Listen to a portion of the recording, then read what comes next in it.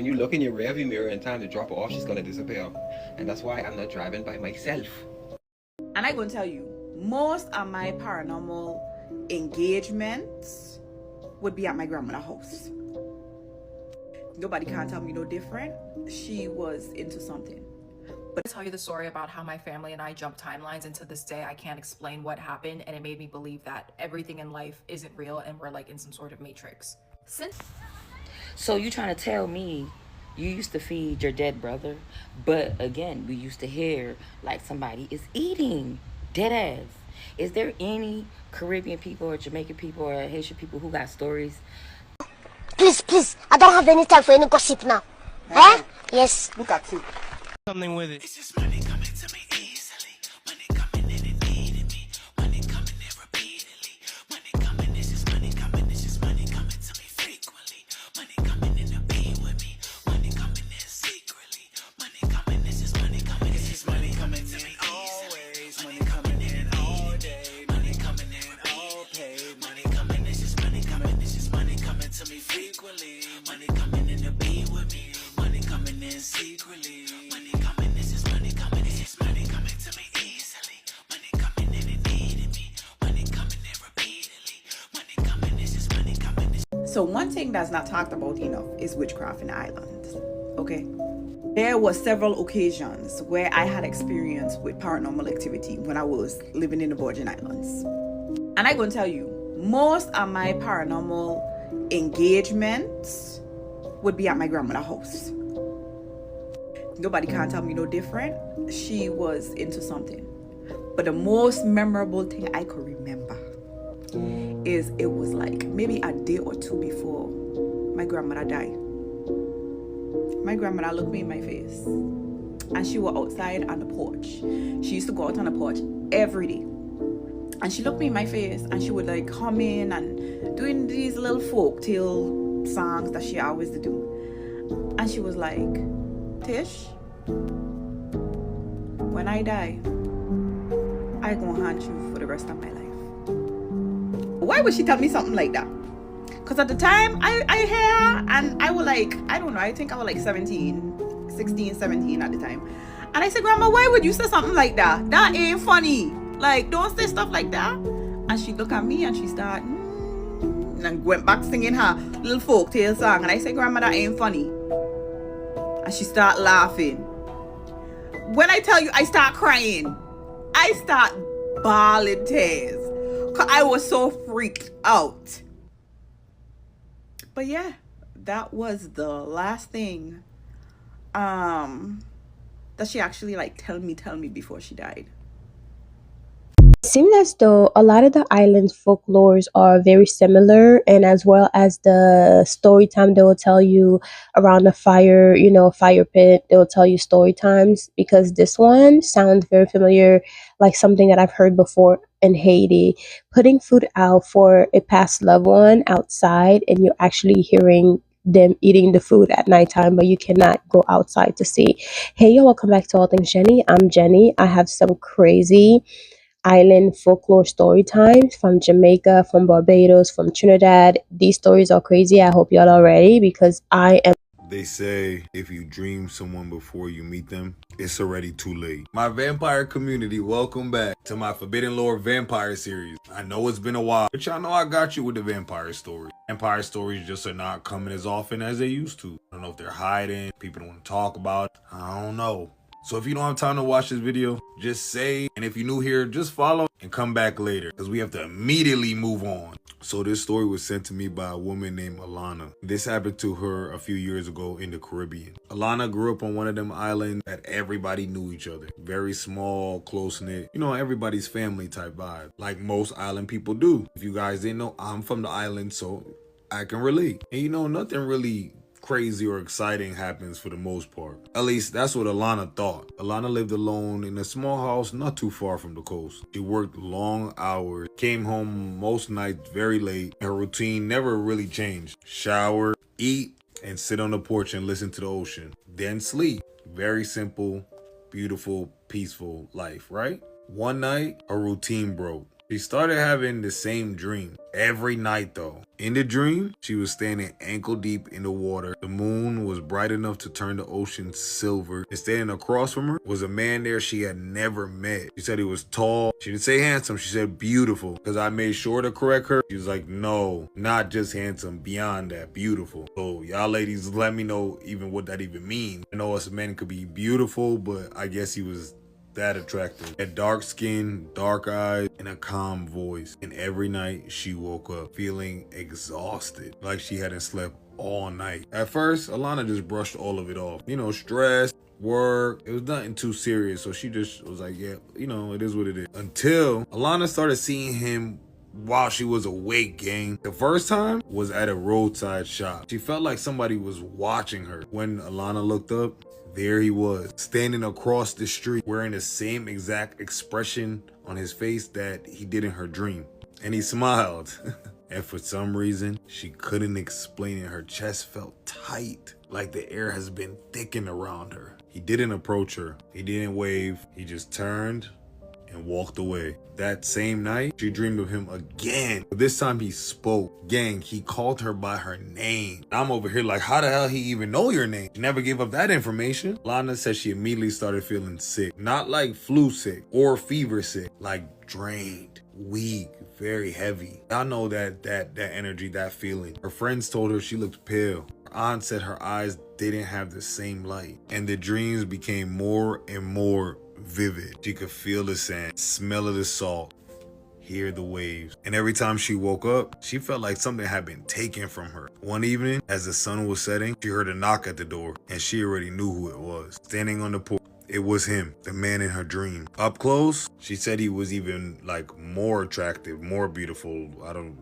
That's crazy to even hear. Is that like on some like Twilight, Jacob, Edward? I don't know. Remember they was like glowing or something? Must be like this, but to the max. But Alana said something was wrong. She said his smile never reached his eyes. And when he stepped closer, the air around him felt cold. He spoke softly, calmly, but there was something so familiar about him. He told her he'd been drawn to her, that her energy was different, that she shined differently. Whatever that means. Alana later said the strangest part wasn't fear. It was how badly she wanted to invite him inside. Not to pause the story, y'all, but at this moment I had to laugh. I'm like, Alana, you being hot in the pants? Alana trying to hunch? Alana, are you trying to hunch and this man might eat you? Literally and figuratively speaking. Might be munched, hunched, and crunched. All right, let me get back to the story. Something in Alana's head was screaming, don't invite him in. But her body felt heavy, even obedient. She said it felt like it wasn't even hers. She called herself just close enough and told him he couldn't come in. That man smiled even wider. He told her that was okay. He said he didn't need permission anymore. That night, Lana said she woke up and was unable to move. She could see him standing in a corner of the room, not fully solid, almost like a shadow wearing a human shape. She couldn't scream, she couldn't breathe. She said she felt like something was pulling straight from her chest, like her life force and her energy was being drained without a single drop of blood spilling. When she finally woke up, like for real woke up, the sun was rising, the door was still locked, no footprints, no signs of a break-in. Nothing. But her exhaustion was worse than ever, gang. Nothing she ever felt. Terrified, Alana went to her grandmother. And we all know Granny knows best, right? Grandmother listened very quietly too. Then told her something she had never mentioned before. She said some beings don't drink blood or don't need blood. Some feed on desires, dreams, attention, even life force. She told Alana, if you acknowledge them, if you let them into your thoughts, they don't need to cross your doorway. They're already inside. Alana followed her grandmother's instruction. She got her salt, got her prayers together. No mirrors uncovered at night. No walking near the water after dark. The dream slowly stopped. The man never appeared again. But even now, years later, Alana says sometimes when she hears the ocean at night, she feels that same pressure in her chest. And she wonders, did she escape him? Or did he find someone else to dream about? I'm Cube of Lore. This is Forbidden Lore Season 2, Vampires. And if you like content like We are back with another Trini Paranormal, Trini Scary Story, Trini Folklore for you today. And today we are talking about indigenous folklore. And this particular indigenous folklore is in regards to the Pitch Lake of Trinidad and Tobago. So before the land was called Trinidad and Tobago, Trinidad, it was called Irie, which is land of the hummingbird. And this name was given by the indigenous people because of the variety of hummingbirds that live in Trinidad. Now, the hummingbirds were seen as highly sacred and spiritual, and they were seen as their ancestors that reincarnated into these hummingbirds, right? So, hummingbirds were seen as very important to their spiritual practice. Now, there was a tribe in Labre called the Chima tribe, and they went into war, or they went into battle with another tribe, and they had a significant victory. Now, when they had the victory, they decided to celebrate. And guess what they did? They killed and ate the hummingbirds. They're believed to be ancestors. And not only did they eat the meat of the hummingbird, but they also used the feathers to decorate themselves as they celebrated their victory. Now, their feathered god got really upset. And as punishment, he told the earth to open up the Pitch Lake and swallow the entire village. Now, many people believed the story because when they were excavating certain parts or digging up in certain areas in the Pitch Lake, what they found were indigenous artifacts in and around the Pitch Lake, as well as a prehistoric sloth tooth. So that's pretty cool. But yes, have you ever heard the story of how the Pitch Lake became the Pitch Lake by the indigenous people? Alright, so I'm going to give y'all another story time because y'all asked for it. So, remind you, my parents are Jamaican, right? Boom. Let's keep that in mind. Me, on the other hand, I was born in Philadelphia. Concrete jungle. Besides New York.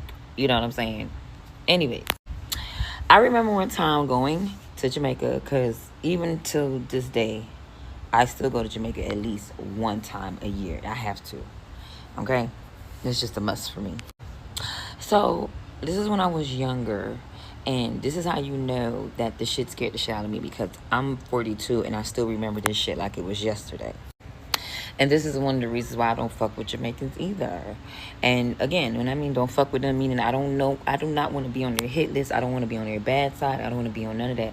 So when they go playing in that magic, I don't want to be on their list of get backs. Okay? That's what I mean by when I don't fuck with some cultures.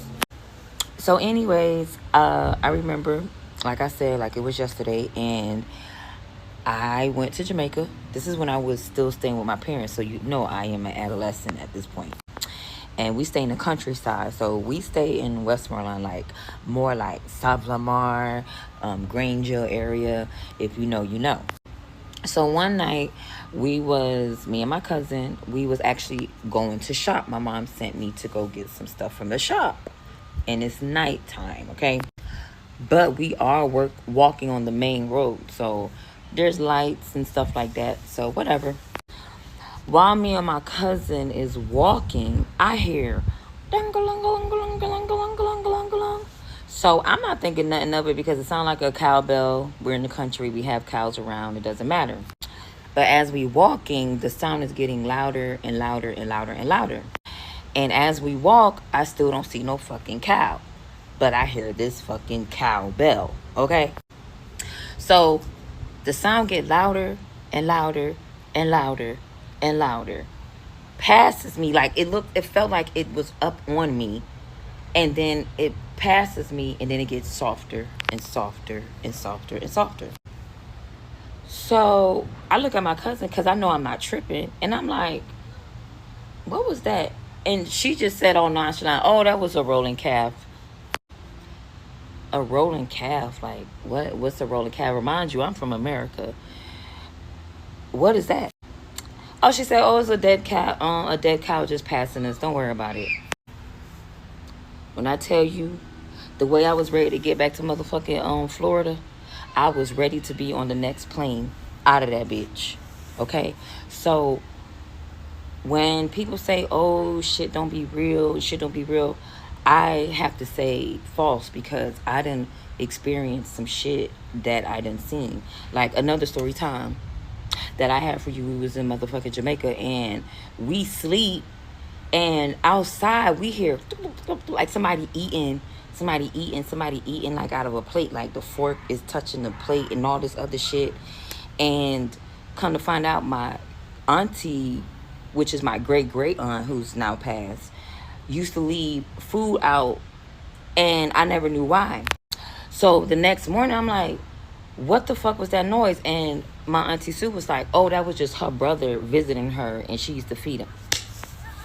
So you trying to tell me you used to feed your dead brother?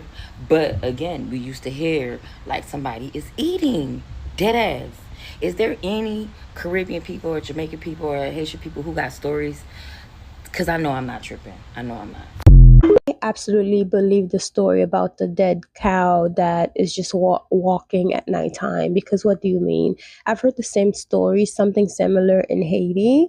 And I've even actually, not me, but my cousin have encountered something similar to that. And I remember I tell you guys a story about my uncle, my drunk uncle, who would basically walk around with the cows, changing their positions and everything. And one of the cows was actually a human at one point. They turned her into a cow. She was unalive with voodoo and witchcraft, and they turned her into a cow, and she would pass by her house and cry.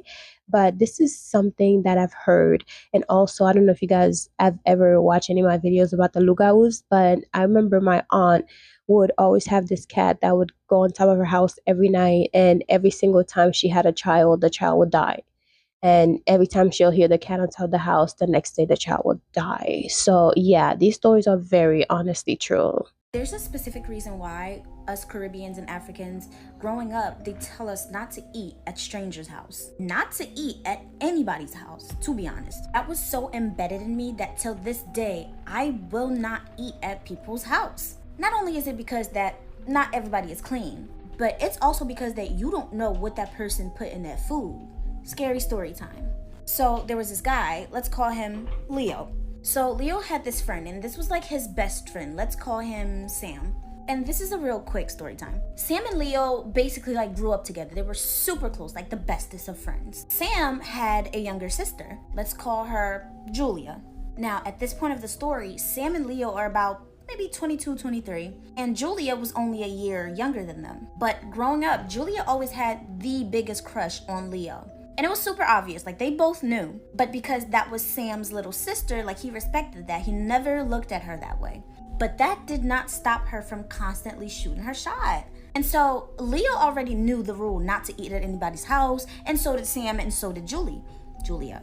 But they are like family, so eating at their house was like a normal thing. So anyways, one day they had a little get together, like game night type of thing at their house, at Julie and Sam's house. You know, I keep saying Julie, so we're just gonna say Julie. And so Julie got really drunk and finally like outright confessed her love for Leo, like in front of everybody. And so Leo had to let her down very easily, and he was very gentle about it. He told her, hey, you've had a lot to drink. And she's like, I don't care. Drunk mind speaks sober thoughts. I'm telling you the truth. So what's up? Like, and Leo's like, I'm sorry. You're my best friend's sister, and I really don't look at you that way. I'm sorry. I love you. I got love for you, but it's just not that way. And so Julie starts crying because now she's embarrassed. And she's still drunk, so she's like in tears. She's screaming, she's throwing things. And at this point, party's over, everybody's going home. And so Leo goes home, he apologizes to Sam, and Sam is like, you have nothing to apologize about. Like, she should have known by now that you didn't see her like that. And so the next day, he gets a phone call from Julie, and he was very hesitant about answering, but he answered anyway. He picks up the phone, and immediately, she is super apologetic. She's like, oh my God, I'm so sorry. I got drunk. I should have never acted that way. I want to make it up to you. Please come over to the house. I'm cooking today. I will make you a plate, and I promise you this will never happen again. Like, I will never bring it up again. I respect your wishes and your decisions and your boundaries. Please, I'm so sorry. And so this is kind of like a weight lifted off his shoulder because he didn't want things to start being weird with him and his best friend and going over there because he would always go over there. And so before he left, his mom had cooked. And his mom is like, hey, eat before you leave. And he's like, no, I'm about to eat anyway. And his mom is like, no, I just made the food. Just eat. Please just eat. And so he ate a plate of his mom's food before he left. He didn't eat too much, but he ate some. And so he goes over, Indeed, she cooked, everybody's eating, and she makes him a plate. She is super apologetic still. And he took the plate, but then they all started to have a very good conversation, and he didn't really eat. And so he explained that he ate before he came, but he will pack the food and take it with him. She's like, no, I think you should eat now. Just eat it now. You know, I made a lot of effort. I really just want to apologize, blah, blah, blah. And he's like, no worries. I will eat it as soon as I get home. I promise. And she was really trying to convince him to eat it, but it didn't really work. So she packs it for him and he goes home. So he gets home, he puts the food down, and he go checks on his mom, and his mom is taking a nap. And so he checks on her and he closes the door, and the noise from the door closing wakes his mom up. And she wakes up freaking out. She's like, oh my God, my son, I'm so glad you're home. I just had this terrible dream about you. She had a dream that he was sinking into the ground and she couldn't save him. And he was screaming for help, for her to help him, I mean. And that's when like she woke up. And he's like, no, Ma, I'm fine. I just came from, Sam's house. Julie had made me some food. And so he finally explained to her what happened the night before. And immediately she's like, don't eat that food. He's like, what do you mean? Like, everybody ate the food. And she's like, did she make your plate? He's like, yeah. And she's like, do not touch that food. I don't know what it is, but I can feel that you're not supposed to eat that food. As a matter of fact, bring the food to me. And so that's what he did. He brought the food to his mom. And his mom is like, if I'm right, I don't ever want you to go over there anymore. I'm not saying don't be friends with Sam anymore, but you need to cut ties with his sister. He just like brushes her off like, yeah, she always talking. However, less than 2 hours later, his mom calls him to her room. And lo and behold, the plate of food that was freshly made that day was full of maggots, bugs, flies, any type of critters that you can think of. The food was full of it. Now, this would be normal had it been food that was left out for days. But this food was cooked a few hours before. Mom was like, that girl tried to get you. I don't know if I've ever told the story about one of my aunts, that not the one with the child that was unalived, but another one where we'd sleep at her house. And every single night there would be a cat that would come scratching at the door, and the cat will sound like human, like it will sound like a human. And I always talk about cats here on this channel, and whenever I talk about like the cat lugaus, and a lot of people, some will believe it and some will not believe it, but trust me, if you ever go to Haiti, I wish some of you guys will go to Haiti and experience these things in real life. And a lot of times it doesn't happen in the country, in the city, you know. So in Haiti, I remember I lived in Okap as well as Port-au-Prince. So when I was in Port-au-Prince, it's not as prevalent in the city because there's still lugaus there, but people are usually out, you know, pretty much all night. So it's very hard for them to be at someone's door. But when you live in like the countryside, it's very, very easy. And I remember when my godmom first passed away, I told that story before, I would hear her calling my name from outside of the house. And mind you, she had 2 sons, and she basically adopted me because my mom came to the United States and left me at a very young age with her. And when she did pass away, I was so close to her to the point where when she passed away, I was chagrin. It's a thing called chagrin. So it's like depressed, right? I was depressed as a child. I was very depressed, and I would have dreams about her. And at one point, I thought what was happening in real life was actually my dream. And I remember I was sleeping one day, and I literally sleepwalked. The people in the house used to take turns sleeping so they can watch me, so I won't sleepwalk and open the door and let whatever was outside in. And at the time, I believed it was her that was coming for me. So she basically would, or something outside would be outside scratching at the door and calling my name, and I'm sleeping, right? As a child, I'm sleeping and I'm thinking that this is in my dreams because I would dream of it happening, but in real life I would wake up and like sleepwalking and going to the door, and there was actually something at the door. And the thing is, people would stay up. So my older brother, which was her older son, and also the brother that was around my age, would stay up, take turns staying up to watch me, so I won't go and open the door and let whatever was outside in. Because at the end of the day, it might have been her because she was actually unalive with voodoo. somebody did something to her because she had a business and they were jealous, and it's because her husband was cheating and his mistress allegedly did something to her. And I believe that same person was trying to take me with her, and it was crazy. But they would take turns, and while they were up watching me, taking turns sleeping, watching me, they would also hear the same exact thing outside. So whatever I was hearing in my dream, whatever I was experiencing in my dream was actually in real life as well. So a lot of these stories that I tell you guys, those are like real stories that I've gone through, that I've experienced, or people I know have experienced. And they might sound crazy, they might sound unbelievable, but I can tell you, I swear my entire life, these stories are true, because I've went through them to the point where I literally once my godmom passed away, I was experiencing all these things. My family, like my brothers and sisters and stuff, they lived across the street from her house. They had to get me out of the house because it was too much. And then later on, that house ended up catching on fire. It was like the most craziest, bizarrest way the house was caught on fire after she passed away. It was her house, and I ended up moving in with her mom, and then eventually they got me out of the house. But there was some crazy shit. I mean, till this day, when I talk about these things, I still get chills just talking about what I experienced. And as a child, when you experience these things, it actually fractures your mind.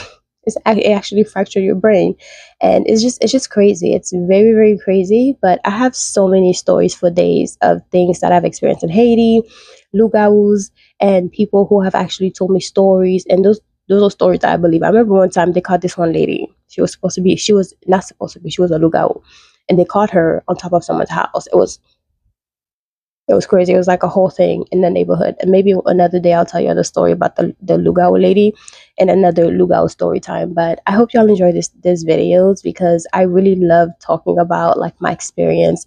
Because I talk to like my family know about these things, right? But I never actually talked to other people, like other strangers, about these stories. And those are stories that I've known since I was young, and I kind of just store them away in my brain. So I love when I come across like folklore stories or island stories where people are sharing their experiences, where I can actually share the experience that I've had growing up in Haiti, and also like my cousins and like my family, because we have stories for days. So anyways, I hope you all enjoy these stories, and let me know if you've had some stories, because a lot of time I talk about like cats here. A lot of people don't believe like the supernatural stories about cats, and I love cats, right? Don't get me wrong, I absolutely love cats. But some cats, honey, especially in Haiti, because the thing is, they're when someone actually like choose a thing to shift into, they usually pick cats. I don't know why they do, but they usually do. And I guess cats, because cats kind of, are able to get through different areas and all of that. And cats are mysterious too. So I guess that is the reason why they would choose cats. But I still love cats regardless. And I would not change that for the world. Talk to you all later. Bye. I'm going to tell you the story about how my family and I jumped timelines, and to this day I can't explain what happened, and it made me believe that everything in life isn't real and we're like in some sort of matrix. Since this incident, I've never been able to look at life the same, like ever. Before this incident, I was not a person that believed in the supernatural, ghosts, witchcraft, demons, like none of that. But after this little story that I'm about to tell you, like there's just no way. I just want to say this is not a fake story. This isn't something that I made up. Like my cousins and I, like we all remember this, my uncles, my mom, my dad, and we just like don't talk about it because we don't have answers to what happened. The Caribbean is a unique place. Like there's nothing like it. And I truly believe supernatural things happen in these regions that you just can't explain. This is like some primer impacto shit. Every year, my family and I, which includes my aunts, my uncles, my cousins, we would go to Punta Cana and enjoy the resorts. But after a few days, we would go back to the little town called Nagua. So we would drive at night back to Nagua, which in the Dominican Republic, the towns aren't close to each other. Like anywhere you go is like 4 hours minimum. Like you had to go through the mountains to get to your destination. I think my dad and my uncle and whoever else was in the second car, they're driving, and my dad calls him He's like, hey, it's pitch black, you know, we're going up these mountains, and like I'm tired, and I got too many lives in this car, and I don't want to continue going, like let's call it a night, like let's just like stop at like some random hotel. And then my uncle was like, okay, bet. So they're driving, and then in the middle of nowhere, my father notices in his rear view mirror that the car behind us, which was like my uncle's and my aunt's, whatever, they like swerved and like hit the brakes. And so we're here thinking, oh, maybe it was like an animal or something. And then my dad, like, I guess reverses, because, you know, we're like going behind each other. My dad reverses and was like, what happened? Like, what's going on? Everyone in the car like freaked out. I was like, oh my God, did you see that? Did you see that? Oh my God, like, what happened? What was that? Allegedly, there was like an old lady with a machete, like with a machete. And she was just like standing there in the middle of the road, and they all saw it, and they like were trying to avoid her. And then when they stopped the car, she wasn't there. And so I'm like, my mom's praying. She's like, Jesus Santísimo, like, Dios te reprenda. Like, maybe we're like hallucinating. Maybe my uncle was like, you know, drunk or something, but everyone in the car said that they saw it and they were nervous. So we're like, okay, that's weird. We continue, maybe I think like 20 minutes more, like we're driving, and we find this random hotel, and it was like near the water, and it wasn't like anything crazy. It wasn't like a resort style. It was just like a hotel. And so my dad was like, okay, we're gonna like stay here for the night. The hotel looked pretty nice. It looked really cute. And so they took our bags to the room, and we are eating whatever, and we're like noticing that there's like no one on this property, like absolutely nobody. But there was a father and like a son, and it looked like a white American, right? And they were like in baseball gear, and we're like, what the fuck? Like, why are they at a hotel in like baseball gear? We all thought it was weird, but we were all hungry. After that, my dad was like, okay, like let's go like jump in the pool. And so we jumped in the pool, and we're like all wet. This hotel had like, I would say like 4 different like buildings. And it seemed like no one was there for like a peak hour of like 9 o'clock or something. You know, people are typically like outside drinking, going to the bar. We walked towards the beach, and it just was like really deserted. So then my dad's like, okay, like let's all like, we got 2 rooms, by the way, for like freaking 10 people. It was like crazy. And so we get back into the rooms, and we're all like, I guess, taking turns to shower or whatever. And then my mom notices that the door doesn't lock, like there's no lock. And so in the other room, they notice that the door doesn't lock either. And so we're like, oh shit, like let's call the front desk. Maybe they can like switch us the rooms, like, or whatever. Again, this is not like a 5-star hotel or anything. We call, they don't answer. So then my dad's like, okay, I'm gonna go walk towards the front desk, which again, it's like a little walk. And you guys just stay here, like just shower, like whatever, like start like getting ready to like maybe put your pajamas on. If they have to like locate us to like another room, we'll do that. And so he said that he went and he came back, and he's like, I can't find anyone. Almost like everyone went to sleep or some shit. An hour trying to find people, looking around. He couldn't find anyone. There was lights on, like, but no one was there. And my cousin, my guy cousin, he's like a little older at the time. He was like, nah, I'll just stay up. I'll like take care of the door. And my other cousin too was like, yeah, I'm just gonna like, we're gonna just like stay on our phones or some shit. And you know, whatever. And the room was connected in the middle. Like there was a door that you could like enter. At night, out of nowhere, there was like this, like someone was watching us, or like we were about to be in danger. And all we heard was like this like whooshing sound, like a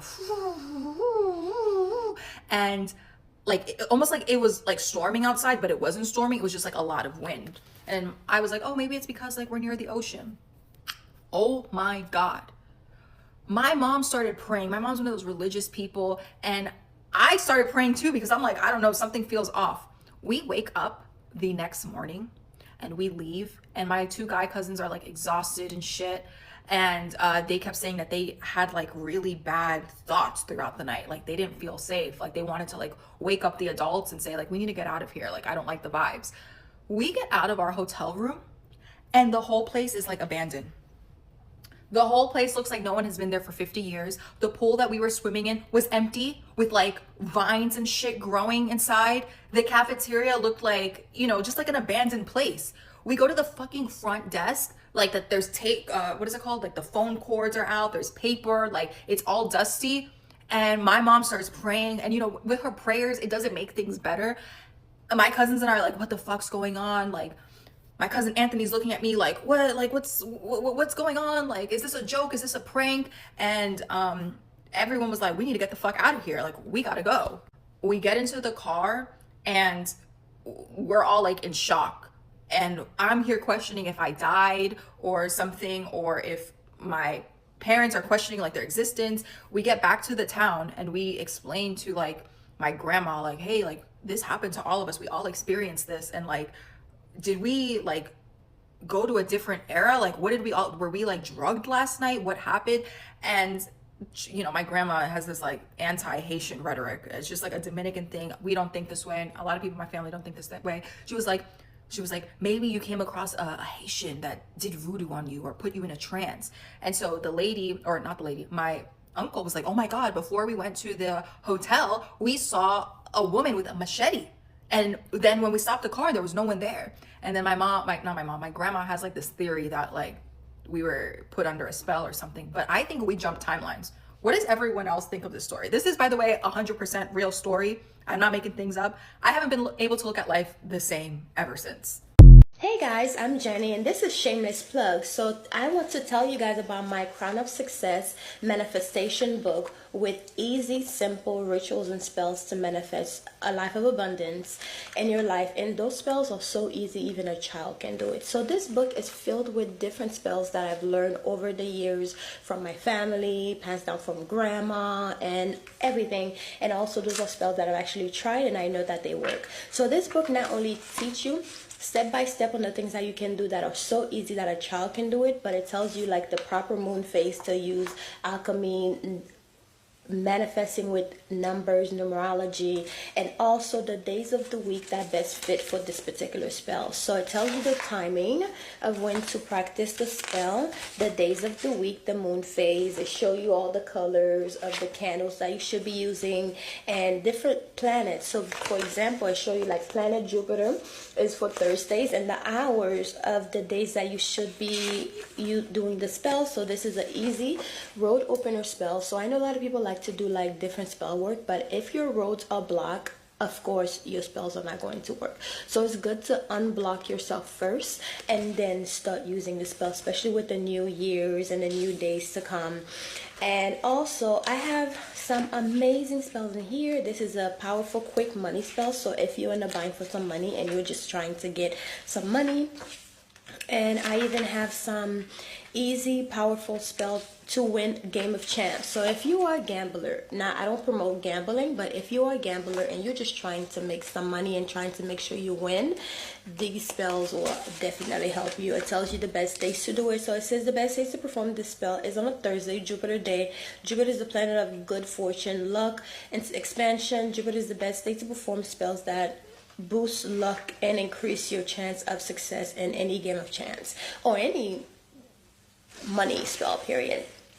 It has a list of so many spells that you can incorporate in your life with this new year to bring prosperity. And I even put some bonus spells on here, which for Saturday is a day to do like protection work. So I have a spell for like send back to senders. So I put some bonus spells on here, and then a protection with Archangel Michael. So there's so many spells on here. Removing the evil eye spell, so you can remove evil eye in your money and also in your everyday life. New Year home blessing spell, and I know it's been a few days since the new year started, but you can always do a home blessing spell any days of the week.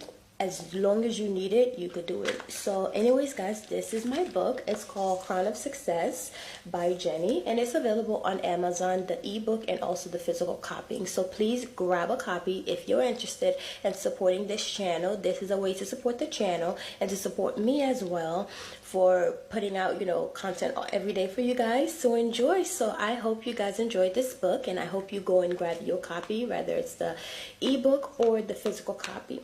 I say have a physical copy, but it's really up to how much, your wallet and what you can afford. So anyways, I'll talk to you guys later. Bye. Mwah. This is a shameless plug, so just check out my channel, okay? Love you guys. Mwah.